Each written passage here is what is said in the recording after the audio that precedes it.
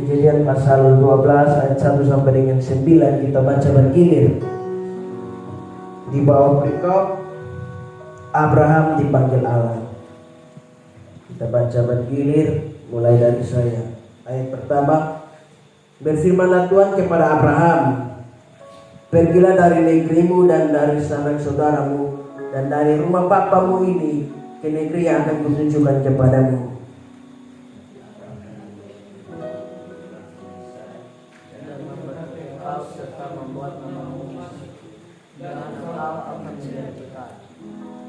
Aku akan memberkati orang-orang yang memberkati engkau dan mengutuk orang-orang yang mengutuk engkau, dan olehmu semua kaum di muka bumi akan mendapat berkat. Lalu pergilah Abraham seperti yang difirmankan Tuhan kepadanya, dan Lot ikut bersama-sama dia. Abraham berumur 75 tahun ketika dia berangkat dari Haran. Abraham membawa Sarai istrinya dan Lot anak saudaranya dan segala harta benda yang didapat mereka dan orang-orang yang diperoleh mereka di Haran. Mereka berangkat ke tanah Kanaan lalu sampai di situ. Abraham jalan menuju itu sampai ke suatu tempat dekat Sikem, yakni pohon terbangkit di More. Waktu itu orang Kanaan dia di negeri itu. Ketika itu Tuhan menampakkan diri kepada Abraham dan berkata, aku akan memberikan negeri ini kepada keturunanmu. Maka didirikannya di situ mezbah bagi Tuhan yang telah menampakkan diri kepadanya. Kemudian dia berada di situ pegunungan di sebelah timur Betel, yang masuk kemana Betel di sebelah barat dan Ai di sebelah timur. Lalu ia mendirikan di situ mezbah bagi Tuhan dan memanggil nama Tuhan. Sama-sama 2-3. Sesudah itu Abraham berangkat dan makin jauh ia berjalan ke tanah Negeb. Demikianlah firman Tuhan. Shalom. Sekali lagi shalom. Salam jumpa dalam kasih Kristus. Tuhan Yesus memberkati kita semua. Puji nama Tuhan, malam ini diberikan kesempatan untuk berbagi berkat firman Tuhan. Sekalipun kita seberapa tidak seperti biasanya, dan biasanya sampai di luar. Biasanya kalau malam banyak orang pasti di teras basah. Maka mungkin karena keadaan cuaca maka kita hanya seberapa. Tapi kita yakin firman Tuhan. Jangankan 30 orang, 2 atau 3 orang saja Tuhan ada. Ibadah kita ini kan fokusnya Tuhan hadir, ya kan? Jadi jangan, sekalipun kita sedikit saja, tapi jangan mengurangi semangat kita untuk memuji memuliakan Tuhan. Karena pasti kemudian hari di tempat susah bisa tampung orang lain. Jadi berdoa saja.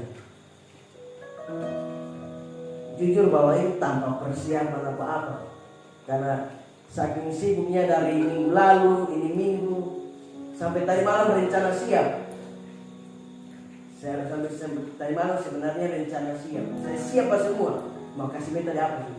Hanya karena memang saya prioritasnya ini, jadi saya tidak bisa. Ya yang penting sesuai dengan kita punya bakat lah, sesuai dengan kita punya kemampuan. Tadi malam siang itu katong kerja di bawah, karena saking buru-burunya mungkin terlalu aktif di dalam kegiatan. Sampai lihat pas angkat kaki begini tumit, kalau roti bilang toki di pada pedal motor nih yang semua kaki itu kram, itu antar pulang Susi Nopri kita sakit besok. Soalnya tapi itu tuh ngiri, kaki sakit.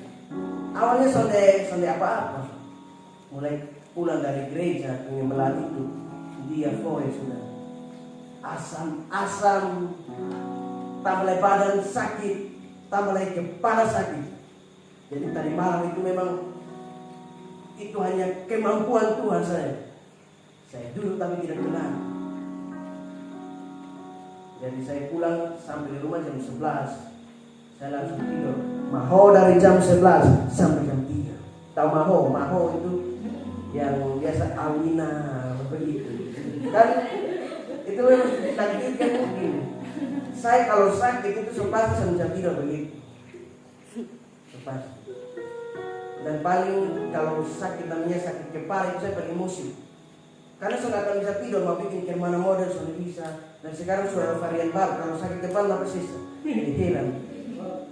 Tapi berdoa supaya ini semua jalan Tuhan taklukkan itu supaya jangan jadi kendala. Puji Tuhan, paginya itu saya kuatkan hati, kuatkan diri, kuatkan kekuatan bangun. Dan saya baca firman Tuhan ini sudah tidak lazim, sudah saya kurang mengerti, sudah tidak biasa bagi kita untuk mendengarkan ini firman Tuhan. Tapi saya ajak kita belajar, biarlah semoga ini malam kita dapat sesuatu yang baru dari firman Tuhan. Sekalipun sudah ulang-ulang dikotbahkan, sudah ulang-ulang didengarkan, tapi harus ulang-ulang baru. Karena Tuhan Yesus itu khotbah tentang penderitaan 4 kali. Isinya sama. Anak manusia diserahkan, mati, dikuburkan, hari ketiga bangkit. 3 kali sama. 3 kali, 4 kali dalam Injil Matius diberikan kesaksian dan khotbah 4 kali. Artinya apa? Bahwa sekalipun khotbah itu ulang-ulang, remanya pasti berbeda. Tergantung dari kita mendengarkannya seperti apa. Kalau kita mendengarkannya dengan kerinduan, pasti sekalipun firman itu pernah dibacakan, pernah diberitakan, tapi pemaknaannya itu kita dapat sesuatu yang baru. Malam hari ini saya harap kita dapat sesuatu yang baru. Abraham dipanggil Allah. Sebelum dia dipanggil, dia namanya Abraham. Abraham ini anak dari Tera. Itu kalau kita baca daftar keturunan Tera. Tera ini dari keturunan Sem. Sem ini anaknya Ini Nuh. Jadi mereka ini ada dalam daftar keturunan orang percaya. Daftar keturunan orang percaya. Kalau kita lihat terus itu keturunan Sem. Terus Tera. Tetapi di dalam kehidupan keluarganya Tera ini, mereka itu hidup di dalam penyembahan berhala. Sekalipun mereka daftar keturunan mereka orang percaya karena Sem anaknya Nuh. Tapi di dalam mempraktekkan kehidupan mereka itu keluarga penyembahan berhala. Belum tentu belum tentu ini bapak pendeta anaknya pasti hidup benar, belum tentu. Belum tentu orang tuanya hamba Tuhan anaknya hidup benar, belum tentu. Sama seperti siapa? Sama seperti Samuel. Tuhan pakai Samuel luar biasa, tapi anak Samuel jahat luar biasa. Tuhan pakai Harun luar biasa, tapi anak-anaknya kurang ajar luar biasa. Akhirnya mati bersama. Nah itu dia. Belum tentu. Nah kita lihat Tera ini kehidupan mereka ada dalam penyembahan berhala. Mereka menyembah ala-ala asing. Dari mana kita tahu? Sedangkan di dalam Kejadian pasal 11 tidak mencatat kehidupan Abraham bersama keluarga itu seperti apa. Tapi mari kita telusuri dalam satu kesaksian di dalam Yosua pasal 24. Yosua pasal 24 mulai ayat 2.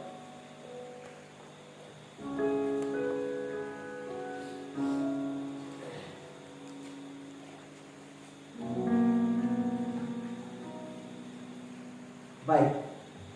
Berkatalah Yosua kepada seluruh bangsa itu, beginilah firman Tuhan Allah Israel. Dahulu kala di seberang sungai Efrat, disitulah diam nenek moyangmu, yakni Tera ayah Abraham dan ayah Nahor, dan mereka beribadah kepada Allah lain. Garis bawahi, disitulah diam nenek moyangmu, yakni Tera yang sementara kita bahas. ayah Abraham dan ayah Nahor. Jadi Abraham itu punya dua saudara, satu nama Nahor, satu nama Haran. Haran mati duluan. Dan mereka garis bawah beribadah kepada Allah lain. Sekalipun keturunan mereka orang percaya, tetapi kehidupan Terah bersama keluarga itu ada dalam penyembahan berhala. Ada dalam penyembahan berhala. Nah, berhala sekarang kita ini, kalau berhala waktu itu, waktu zaman ini ala-ala lain. Seperti alanya orang Kanaan itu lain, dewanya orang Moab itu lain, dewanya orang Amon itu lain. Pokoknya yang batu, yang semua yang menyerupai dok pakai yang fana ini menjadi penyembahan. Semua patung-patung itu doang penyembahan berhala. Tapi sekarang penyembahan berhala kalau kita mengartikan lebih luas, penyembahan berhala itu artinya segala sesuatu yang lebih paling kita prioritaskan daripada Tuhan itu berhala, termasuk hobi. Termasuk kalau kita punya hobi main futsal, tapi ada jadwal pelayanan, lalu kita menyepelekan pelayanan ikut futsal, sekalipun itu baik, tetapi itu penyembahan berhala. Penyembahan berhala semua macam. Sudah saatnya saat itu, tapi kita masih bisa pakai HP, kita masih lebih banyak waktu HP, maka itu disebut penyembahan berhala. Maka karena Abraham bersama dengan Terah ini dari keturunan orang percaya, maka Tuhan berinisiatif menyelamatkan mereka. Dengan cara apa? Dia memanggil salah satu orang dari setiap rumah. Maka dipanggilnya Abraham. Coba kita lihat ayat kembali kita bacaan. Kejadian 11 ayat 32. Umur Terah ada 205 tahun, lalu ia mati di Haran. Pasal 12 ayat 1. Berfirmanlah Tuhan kepada Abraham. Jadi perhatikan bahwa karena Tuhan melihat mereka ini hidup di dalam penyembahan berhala, maka Tuhan tidak mau bahwa karena hal penyembahan berhala itu sangat menyakiti hati Tuhan. Penyembahan berhala itu sangat menyakiti hati Tuhan. Kenapa? Kalau kita baca dalam kesaksian Alkitab, Tuhan sangat murka kepada yang namanya dosa penyembahan berhala. Maka keluar di dalam 10 hukum, yang dimana hukum keberapa itu? Yang jangan ada padamu Allah lain di hadapanku. Itu hukum pertama. Hukum pertama artinya bahwa jangan ada padamu Allah lain di hadapanku. Itu mau mengingatkan kepada kita bahwa betapa seriusnya Tuhan tentang dosa penyembahan berhala ini. Karena itu menyepelekan Yang Maha Kuasa. Sehingga dia sangat murka, dia sangat benci tentang dosa itu. Maka dia berinisiatif mengeluarkan keluarga itu dan penyembahan berhala. Maka dia panggil Abraham. Perhatikan bahwa kalau kita punya keluarga hidup di dalam kesehatan,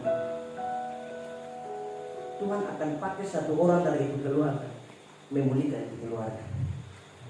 Saya tidak tahu siapa, tapi pasti Tuhan akan panggil setiap orang dari dia punya keluarga, satu orang minimal, untuk apa? Mempengaruhi satu keluarga itu percaya pada Tuhan. Sama seperti Abraham. Seandainya kalau Allah itu selalu memandang bulu, selalu pilih orang, sebenarnya tidak boleh pilih keluarga Abraham. Kenapa? Karena mereka menyembah berhala. Lebih baik pilih orang lain yang lebih benar. Tapi justru Tuhan memilih Abraham. Untuk apa? Memilihkan keluarga. Sehingga keluarga yang dikenal penyembahan berhala dimasukkan keturunan, kita boleh mengenal mereka keluarga yang sangat luar biasa. Nah, mari kita belajar tentang ketaatan Abraham dalam menanggapi panggilan Allah.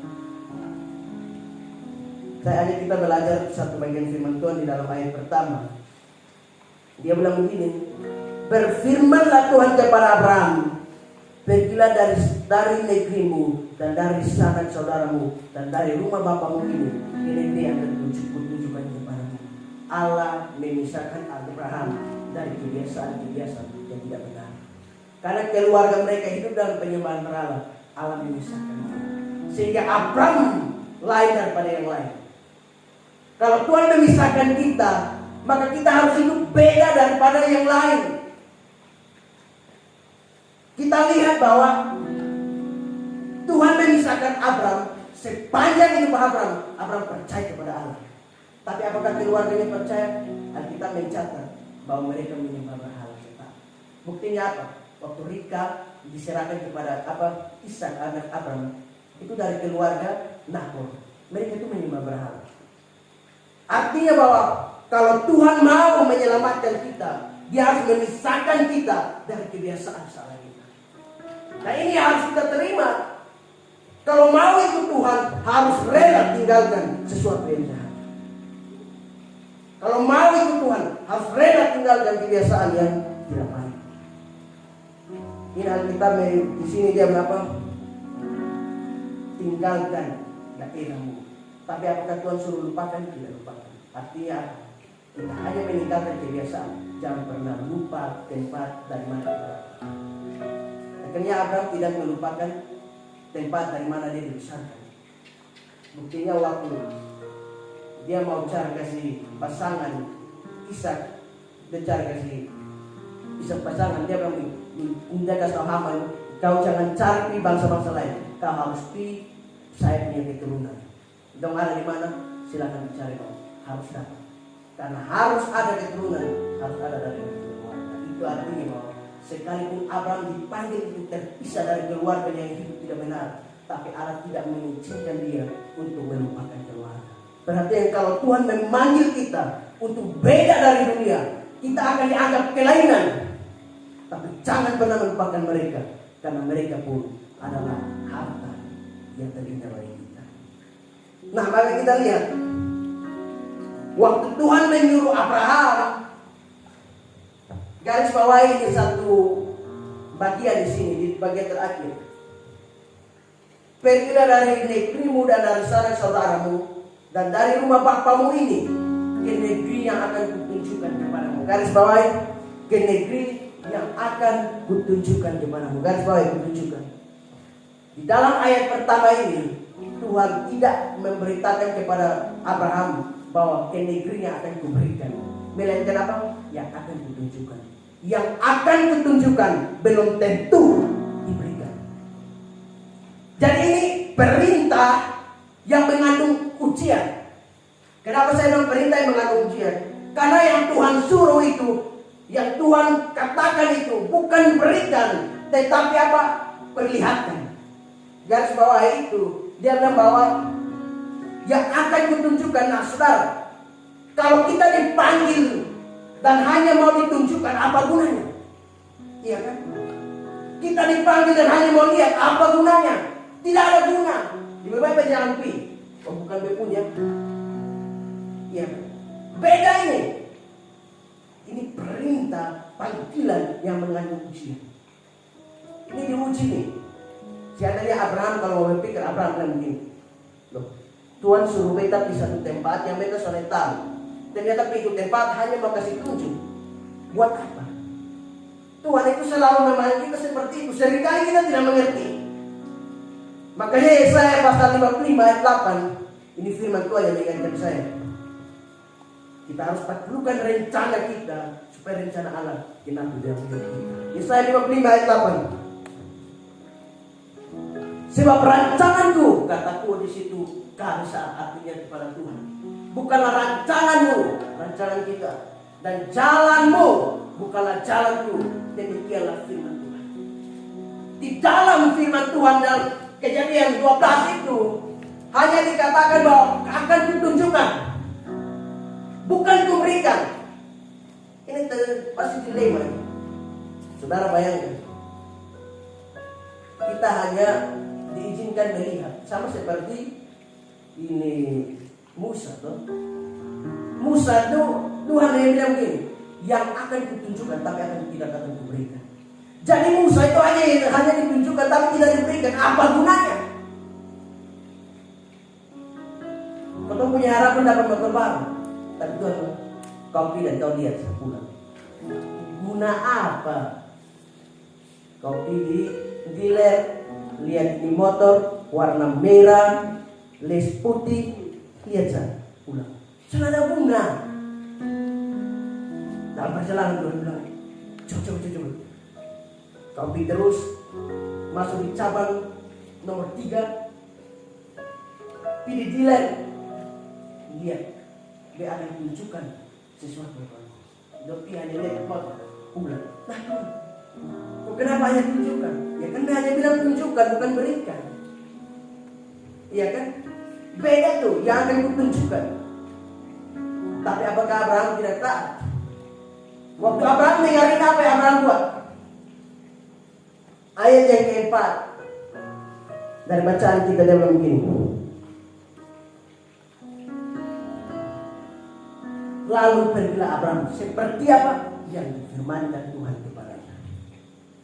Saudara, Abraham tidak lihat. Yang Tuhan ngomong hanya bilang kuberikan. Tapi apa yang Abraham buat? Pergilah, dia taat saudara. Dia taat seperti apa yang difirmankan Tuhan kepadanya. Seringkali kita taat tidak sesuai yang difirmankan Tuhan. Siapa dia? Yunus. Yunus taat tidak? Taat. Dia melangkah pergi. Tapi sesuai yang difirmankan Tuhan tidak? Tidak. Karena Tuhan firmankan Niniwe. Dia taat di mana? Tarsis. Beda jauh. Sekalipun tindakannya itu adalah satu tindakan yang taat, tapi taatnya tidak sesuai yang diberikan Tuhan. Tuhan suruh Niniwe Pak, dia di Tarsis. Akhirnya apa yang terjadi? Celaka. Waktu dia lari daripada Tuhan, jalan semua terbuka. Dia tidur enak, Alkitab bilang. Saya mau bilang bahwa semua jalan terbuka belum tentu itu jalan daripada Tuhan. Kalau jalan terbuka tapi membuat kita jauh dari Tuhan, itu pasti jalan dari iblis. Tapi semua jalan terbuka dan membuat kita semakin dekat, itu jalan dari Tuhan. Lihat saja Yunus. Jalan terbuka waktu Yunus melari. Dia, Alkitab berkata dia tidur enak di paling bawah, dek bawahnya kapal. Dia punya uang pas untuk jalan. Semua terbuka waktu dia lari. Tapi apa? Itu membuat dia jauh daripada Tuhan. Ternyata jalan itu sekalipun terbuka bukan datang daripada Tuhan. Jalan yang terbuka yang datang daripada Tuhan adalah waktu dia pergi ke Niniwe itu. Dari situ, waktu Abraham taat, apa yang dibuat Tuhan? Ayat 7. Ayat 7 dari bacaan kita. Ketika itu Tuhan menampakkan diri kepada Abraham dan berfirman, garis bawah ini, aku akan memberikan negeri ini kepada keturunan. Garis bawah. Waktu awal Tuhan hanya bilang apa? Dia akan kutunjukkan. Tapi waktu Abraham taat, bukan hanya kutunjukkan, kuberikan. Saudara, sekalipun kita bisa belum melihat sesuatu, tapi waktu kita mau taat, bukan hanya kita melihat, pasti kita diberi. Ayat pertama hanya Tuhan yang bilang, yang akan kutunjukkan kepadamu. Ini ya sesuatu yang sifatnya menguji, karena hanya tunjukkan apa gunanya. Tapi Abraham tidak memikirkan yang lain. Abraham taat juga. Abraham hanya melangkah saja, lalu yang disebut ku akan kutunjukkan berubah menjadi yang akan kuberikan. Itu berkat dari apa? Berkat dari ketaatan. Waktu kita taat, sekalipun semua ketaatan kita tidak mengerti, tapi waktu kita memilih taat, di situ Tuhan akan menampakkan sesuatu yang luar biasa. Bukan hanya kita lihat, kita alami. Karena target kita bukan hanya melihat, itu sama dengan kita hanya tahu. Tapi Tuhan mau kita mengalami, artinya kita mengenal arti dari pemberian itu. Makanya dia masuk di dalam saksi-saksi iman. Ibrania 11 ayat 11. Ini berkat dari kita. Karena panggilan Tuhan itu, di dalam panggilan Allah itu penuh banyak berkat. Ini syarat.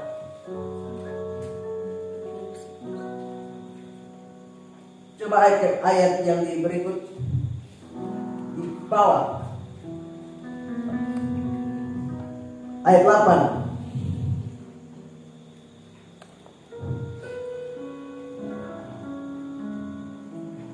Karena iman Abraham taat, ketika dia dipanggil untuk berangkat ke negeri yang akan diterimanya.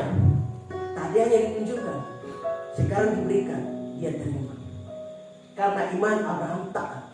Saudara, dia taat itu tidak mengerti nanti tujuan Tuhan, bahwa dia di mana, seperti apa. Dia tidak hanya berpikir bahwa hanya ditunjukkan saja. Apa gunanya kalau hanya mau tunjuk? Sudah ada guna. Tapi karena dia mau taat, maka bukan hanya ditunjukkan, diberikan. Dan panggilan Allah itu di dalamnya ada 6 janji. Janji pertama yaitu apa? Membuat dia menjadi bangsa yang besar, memberkati dia, dan siapa yang memberkati dia akan diberkati, siapa yang mengutuk dia akan dikutuk. Dan dia bilang namamu akan menjadi besar, kau akan menjadi berkat. Ini berkat ini. Kalau Tuhan memanggil kita masuk dalam rencana Allah, itu disertai dengan berkat-berkat Tuhan, disertai dengan janji-janji Tuhan. Tapi kembali lagi pada kita, apakah kita mau taat? Kita berkata bahwa Abraham dia taat juga. Kalau mau tanya Abraham mengerti, saya mengerti. Kenapa saya mengerti? Karena ke negeri yang akan ditunjukkan itu Abraham belum tahu itu nanti negeri kemana, seperti apa. Dan ternyata negeri yang ditunjukkan itu adalah negeri penyembahan berhala juga. Karena Allah itu kan penyembahan berhala juga di sana. Tapi Tuhan panggil dia di sana untuk memulihkan, sehingga daripada Abraham turun kita mengenal dia Bapa segala orang percaya. Karena apa? Karena ketaatannya yang penuh iman kepada Allah, sekalipun dia belum melihat. Karena orang Kristen itu mempercayai sesuatu yang bodoh. Kenapa saya bilang bodoh? Karena tidak kelihatan. Seringkali manusia yang mau tahu itu adanya kelihatan baru kita percaya. Tapi di dalam kekristenan, sekalipun belum kelihatan, percaya saja pasti akan kelihatan. Makanya Thomas meminta bukti. Tuhan bilang, engkau melihat bukti lalu engkau percaya. Tapi berbahagialah mereka yang percaya walaupun belum melihat. Dan kehidupan kekristenan adalah hidup karena percaya, bukan karena melihat. Coba kita lihat 2 Korintus pasal 5 ayat 7. Itu dia yang kita pegang. Jadi semua rencana Allah belum tentu kita mengerti, tapi yang dia mau kita taat saja. Sebab hidup kami adalah hidup karena percaya, bukan karena melihat, kata Paulus. Kenapa? Karena Paulus tidak melihat, tapi Paulus percaya janji kemuliaannya. Maka Roma pasal 8 ayat 18 dia bilang begini. Roma 8 ayat 18. Sebab aku yakin di sini iman. Dia lihat tidak dilihat bahwa penderitaan zaman sekarang ini tidak dapat dibandingkan dengan kemuliaan yang akan dinyatakan kepada kita. Jadi yang Paulus pandang adalah sesuatu yang tidak kelihatan, yaitu kemuliaan Allah. Pandangan orang Kristen itu harus kepada sesuatu yang tidak kelihatan, yang sifatnya kekal.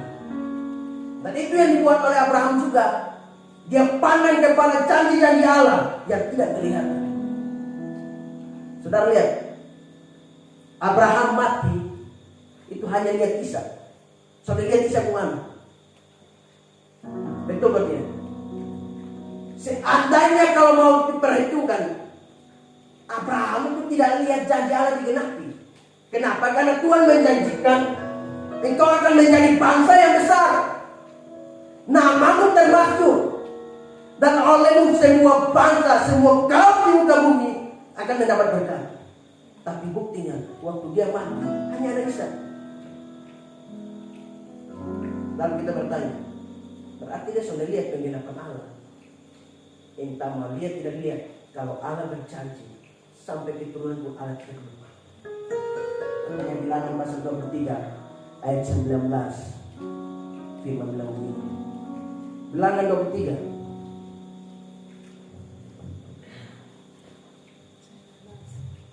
ayat 19.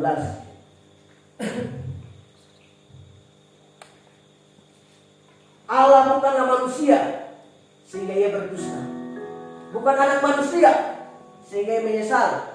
Masakan berfirman, masakan ia Tuhan berfirman dan tidak melakukannya, atau berbicara dan tidak menepatinya. Allah menepatinya. Sekalipun Abraham tidak melihat penggenapan secara total, tapi dari surga Abraham melihat penggenapan Allah nyata. Sampai sekarang ia disebut Bapa segala orang percaya. Kenapa disebut Bapa segala orang percaya? Karena dia taat juga tanpa melihat. Di Kristen itu bodoh. Bodohnya di mana? Melangkah sekalipun belum mengerti. Kalau saudara mau mengerti bahwa melangkah, sungguh mati kau saudara akan mengerti. Itu Kristen begitu. Kalau mau mengerti baru melangkah, sungguh mati tidak akan bisa mengerti. Kau tidak akan bisa melangkah. Tapi kalau kau mau melangkah, pasti kau mengerti. Sehingga saya kalau merenungkan di dalam kalau kita nonton di dalam sosial media, banyak orang bilang, wah, kehidupan Kristen itu menyembah 3 Allah ya. 3 Allah. Kau orang Kristen Tuhannya bisa mati, kau orang Kristen Tuhannya bisa lapar. Iya, karena sudah mengerti. Orang kalau mengerti, dia pasti akan meyakini semuanya itu sifat manusianya, tapi Allah tidak begitu. Kenapa dong begitu? Karena memang dong sudah mengerti. Kenapa dong bisa mengerti? Satu saja, kalau dong percaya. Seandainya kalau dong percaya, pasti dong mengerti. Makanya Ibrani pasal 11 ayat yang ketiga dia bilang begini. Jadi kalau kita mau mengerti apa yang dibuat Allah, kita harus iman. Ibrani 11 ayat 3. Karena iman kita mengerti. Itu dia. Bukan karena kita mengerti, tapi kita beriman. Tapi karena iman kita mengerti. Artinya apa? Kalau saudara mau mengerti, beriman. Kalau saudara mau mengerti, taat. Saya renungkan seperti ini. Ini beda jauh dari firman, tapi saya merenungkan ini sedikit-sedikit sama. Waktu Tuhan izinkan saya belum kuliah tahun lalu, saya tidak mengerti. Saya tidak mengerti. Tapi Tuhan perlihatkan. Sepanjang hari berganti hari itu, saya dipercayakan ini. Saya bisa melakukan ini. Ada hal-hal yang baru. Salah satu yang baru yang saya bersyukur adalah apa? Kemarin itu pemberkatan nikah, saudara sama lihat kita pakai headset. Beta gugup setengah mati, tapi beta mulai belajar betul-betul. Tuhan izinkan ketong pegang di monitor itu enak. Itu salah satu hal dari begitu banyak hal kenapa saya belum kuliah tahun lalu. Saya tidak menyesal untuk kuliah, belum kuliah tahun lalu, tidak menyesal. Kenapa? Karena Tuhan sudah buat kita mengerti. Kenapa? Karena iman dan taat saya mengerti. Seandainya kalau saya tidak beriman dan saya tidak taat, ini harus saya mengeluh. Saya mengeluh. Tapi puji nama Tuhan. Tuhan buat. Saya percaya semua karena kemurahan Tuhan. Saya beriman dengan taat saya. Soalnya bisa lihat. Tapi hari ini, malam hari ini, saya bisa melihat. Sekalipun yang kita saksikan saat ini jatuh bangun, tetapi kalau Tuhan yang mengangkat, terus Tuhan angkat, pasti ada rencana yang mulia. Nah, kita lihat lagi. Sekalipun Abraham taat, tetapi ada sedikit kejanggalan daripada Abraham. Ini hanya mau membuktikan dia manusia biasa. Di ayat yang keempat kita lihat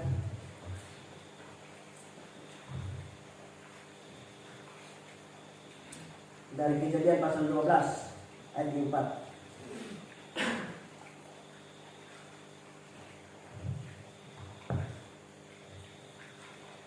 Kejadian 12 ayat 4. Lalu pergilah Abraham seperti yang difirmankan Tuhan kepadanya, dan Lot pun hidup bersama-sama dengan ini. Ini kejanggalan di sini. Akhirnya apa? Lot menjadi masalah. Yang Tuhan panggil dia itu hanya tunggal. Artinya apa? Dia dan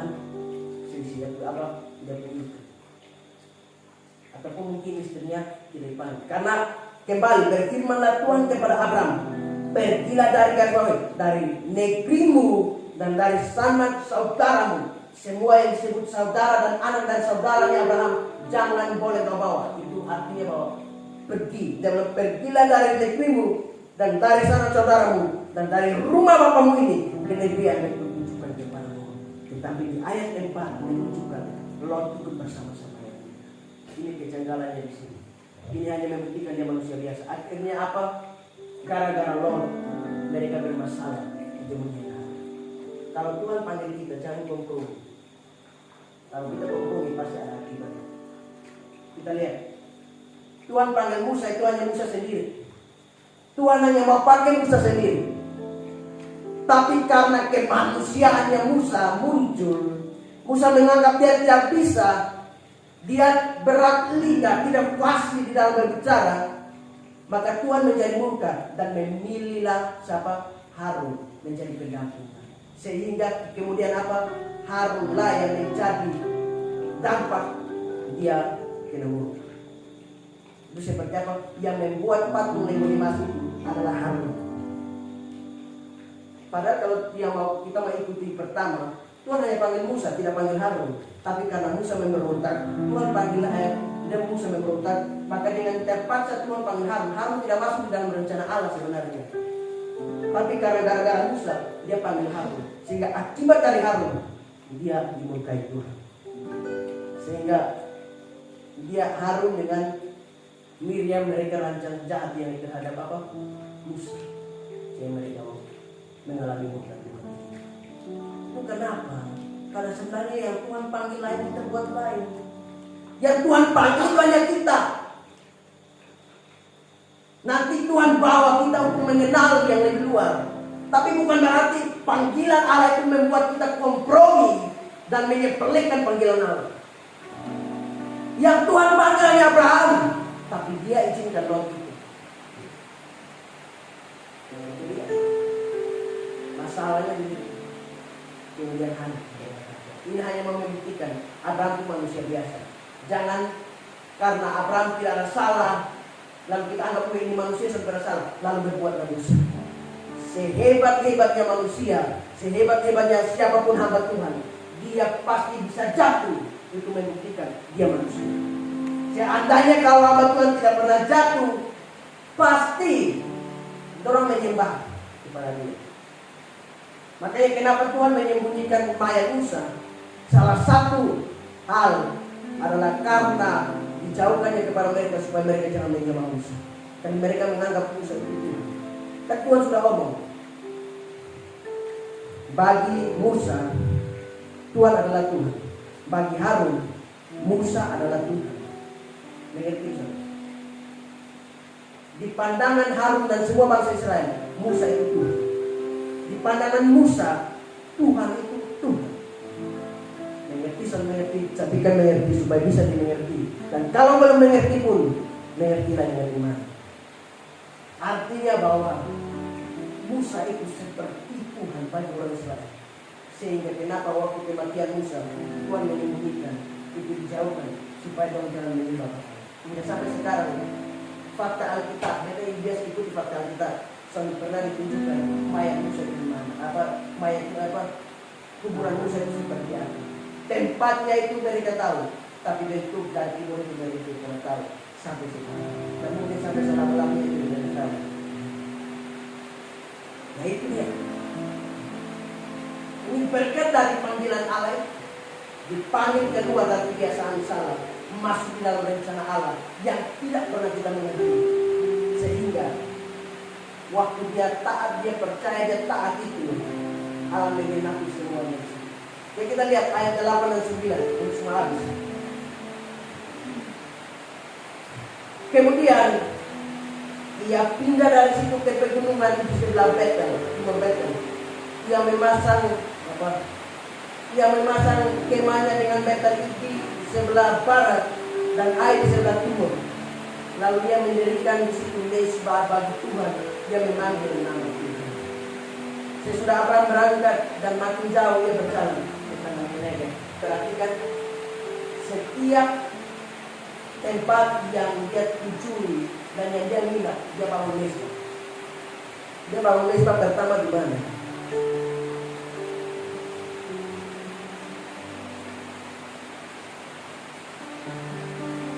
Ayat yang ke-7. Ketika itu Tuhan menampakkan diri kepada Abraham dan berfirman, aku akan memberikan negeri ini kepada keturunanmu. Maka didirikannya di situ mesbah bagi Tuhan yang telah menampakkan diri kepadanya.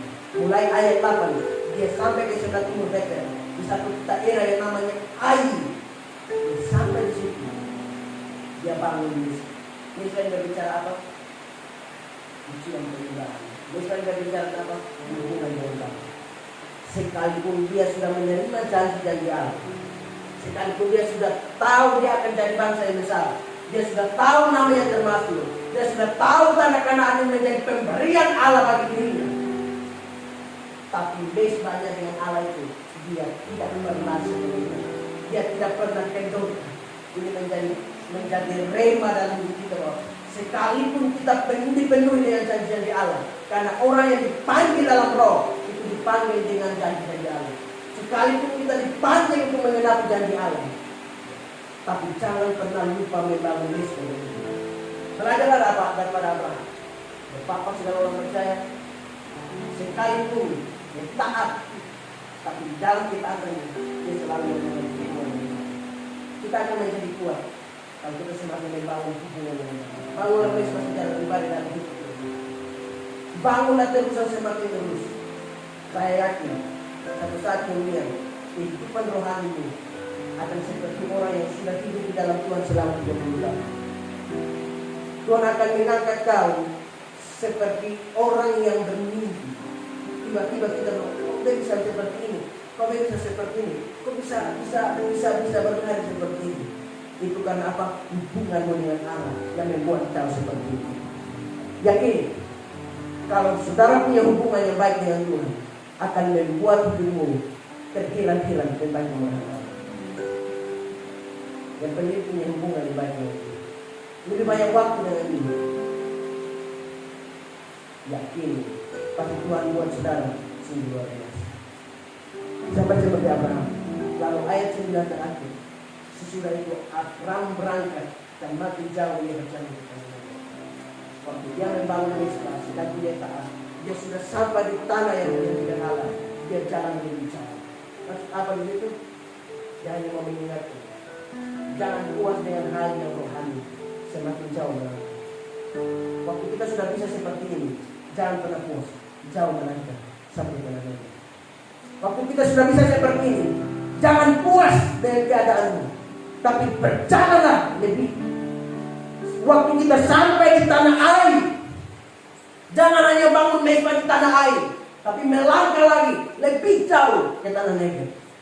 Kita sudah tahu ini, lebih melangkah jauh lagi. Supaya jangan sekedar kita biasa-biasa saja, tapi kita lebih luar biasa. Abraham seperti itu. Sekalipun dia sampai di air, dia tidak hanya sekedar sampai air, tapi dia bilang apa? Sesudah itu Abraham berangkat dan makin jauh. Berjalanlah makin jauh menggenapi janji Allah. Semakin dahsyat kita berjalan dalam perjalanan bersama Tuhan, semakin luar biasa Tuhan menampakkan sesuatu yang baru. Terus beriman, taat dalam hidup kita dengan memuliakan Tuhan. Mungkin itu saja, dan Tuhan Yesus memberkati kita dengan firman. Amin.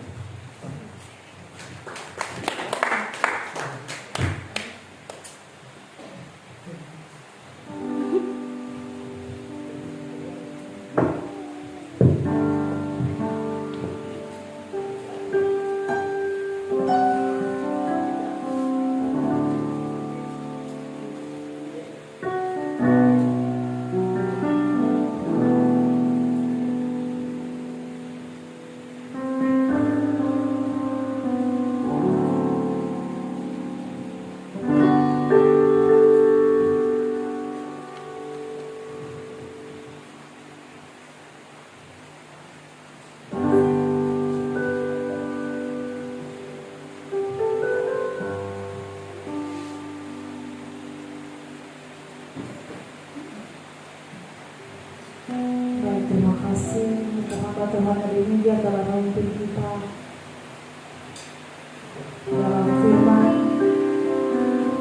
Biarlah firman Tuhan malam hari ini tumbuh subur dalam hati kita, dalam bejana hati kita. Kita akan masuk dalam doa syukur firman.